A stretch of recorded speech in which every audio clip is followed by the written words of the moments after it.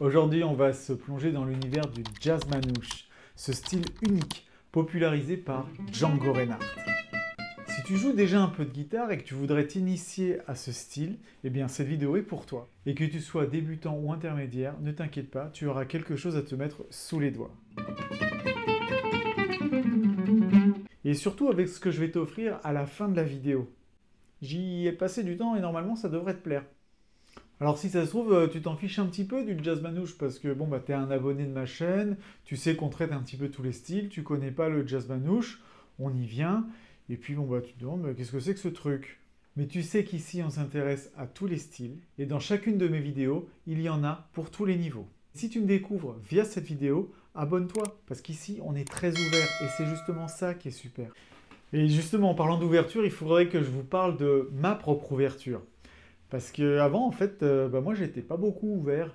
Je jouais que du métal jusqu'à mes 23 ans et je voulais devenir guitariste professionnel. Donc, je m'étais inscrit dans une école pour faire un cursus d'1 an. Et au moment de l'inscription, donc, j'ai expliqué que j'avais choisi le cours qui s'appelait Technique Métal. C'était parfaitement dans mes cordes.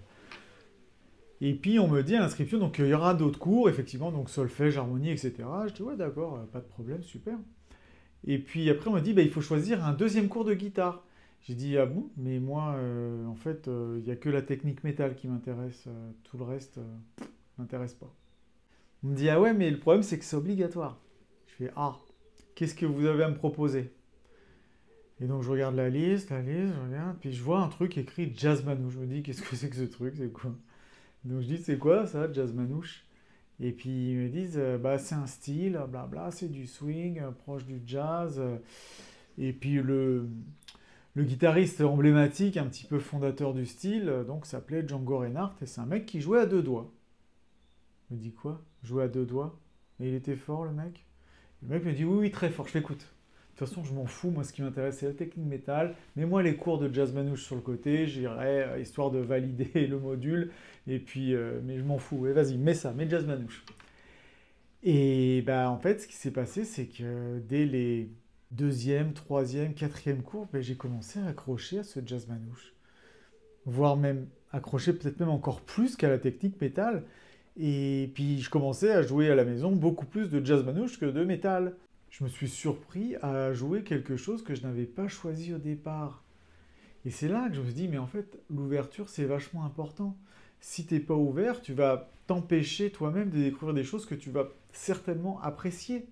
Donc voilà, c'était la petite histoire qui te montre que l'ouverture que je prône sur ma chaîne, c'est quelque chose que j'ai découvert moi-même petit à petit. Et je me base sur le poids de mon expérience pour vous montrer d'autres choses que peut-être vous ne connaissez pas. Donc vas-y, c'est parti avec le jazz manouche aujourd'hui. Le jazz manouche, c'est quoi? Le jazz manouche, c'est une fusion entre le jazz américain, la musique tzigane et la musique traditionnelle française, telle que le musette.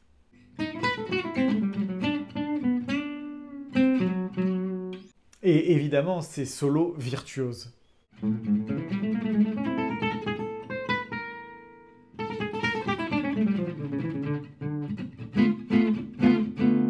Il se distingue par son rythme très particulier, appelé la pompe.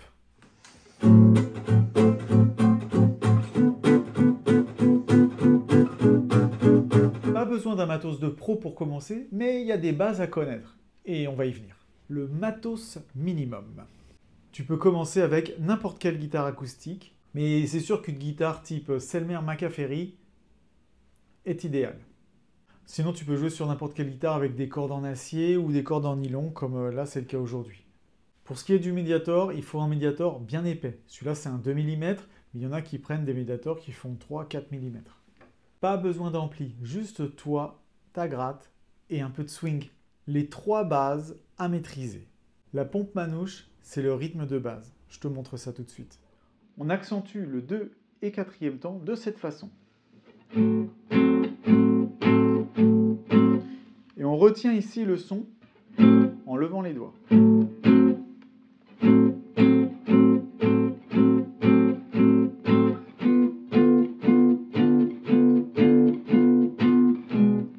3, 4, 1, 2, 3, 4, 1, 2, 3 et 4.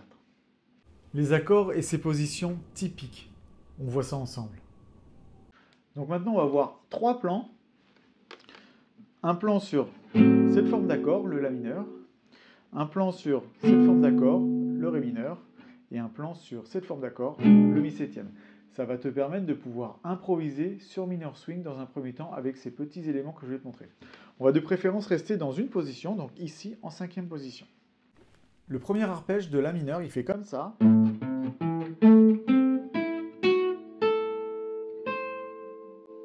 Le Ré mineur, il fait comme ça. Et le Mi septième, il fait comme ça. Déjà, rien que si tu joues les arpèges, c'est sympa. Et maintenant, on va voir 3 petites phrases clichés à la Django. C'est parti.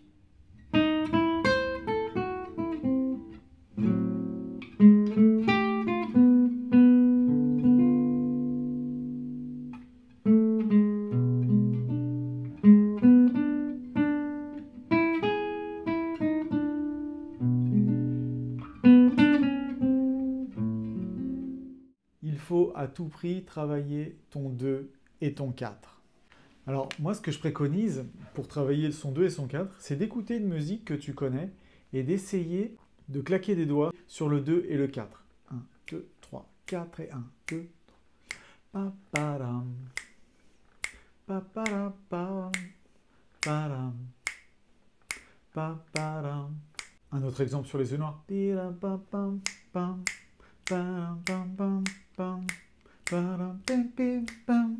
Ça fait que ton 2 et ton 4, tu peux le travailler partout, en écoutant de la musique ou juste en fredonnant comme là et en tapant ton 2 et ton 4.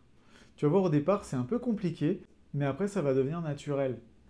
Donc le 2 et le 4, c'est le swing. Et là, je viens de te l'expliquer en 10 secondes. Je sais que beaucoup de professeurs conseillent de travailler sur des backing tracks. Moi, je le déconseille. En fait, le backing track, ça doit être à peu près 5% de son travail. Tout le reste doit être fait seul, justement, avec le backing track, c'est ton 2 et ton 4. Tu peux le faire avec ton métronome ou avec ton pied quand tu joues. En général, quand on commence à travailler avec des backing tracks, ce qui se passe, c'est qu'on se repose sur le backing track, on est là, on ne connaît pas bien la grille par cœur. Ça camoufle un petit peu les erreurs, le backing track. Il faut être tout seul. C'est toi, ta guitare, tes doigts, les cordes, ton swing. Donc, rejoindre des buffs manouches, ça c'est très bien. Ouais, un buff, c'est quand on joue tous ensemble. Ça va t'aider à progresser plus vite, à te faire de bons contacts, à t'inspirer des autres. Donc ça, c'est une très bonne solution d'émulation. Ce que je pense du jazz manouche, c'est vraiment le meilleur moyen d'en apprendre sur l'harmonie, de comprendre la musique, de comprendre ce qu'on joue. Ça va te permettre de comprendre vraiment toute la musique, toutes les musiques, tout ce que tu jouais avant, que tu ne comprenais pas, grâce au jazz manouche, que pour le pratiquer, tu es obligé de comprendre la musique, et ben ça va t'expliquer vraiment tout sur tout. Le rythme, le phrasé, l'endurance, parce que attention, il faut tenir. Puis vraiment, on s'amuse, on est soi-même, c'est vraiment la musique qui provient de nous. On ne joue pas juste une partition. Puis comme je l'ai dit précédemment, ça peut se jouer seul ou à plusieurs. Puis c'est génial, tu peux le jouer un peu plus jazz américain, un petit peu plus musique de l'Est, un peu plus traditionnel français. Tu as des valses, des boléros, du 4/4, du swing, du bebop. C'est hyper large, hyper vaste maintenant. Donc merci Django pour cet héritage incroyable. Donc si tu veux que je fasse d'autres vidéos de ce style, n'hésite pas à liker et t'abonner pour me soutenir.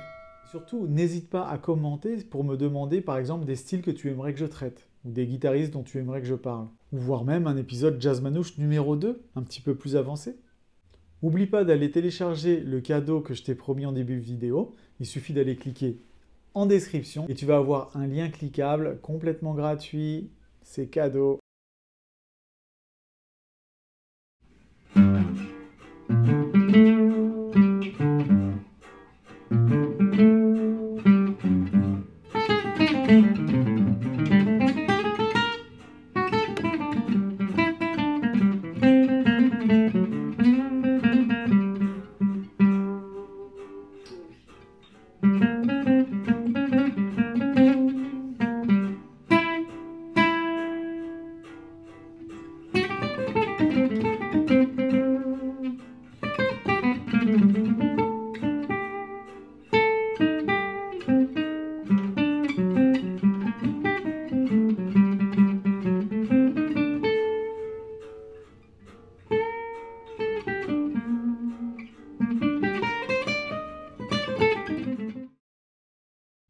4.